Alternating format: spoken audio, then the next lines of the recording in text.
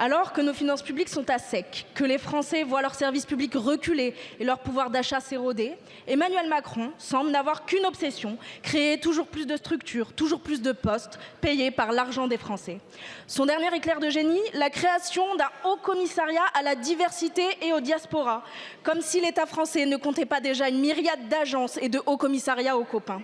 Comme si l'Assemblée nationale n'avait pas, il y a quelques semaines à peine, voté en commission la suppression du haut commissariat à la stratégie et au plan, structure rétablie pour recaser les oubliés.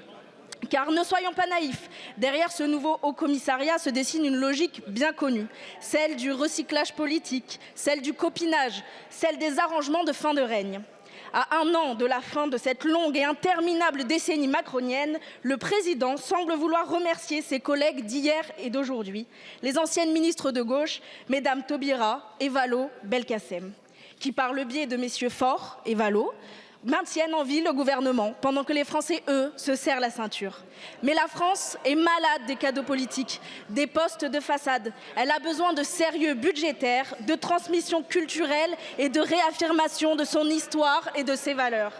Elle a besoin d'un État qui assume ses missions régaliennes, pas d'une nouvelle agence déconstructionniste et victimaire, qui produirait des rapports pour dire aux Français qu'il n'y a pas de culture française, ou encore pour dire qu'il faudrait mettre en place des quotas de la diversité partout et des blancs nulle part. Les Français ne sont ni dupes ni aveugles.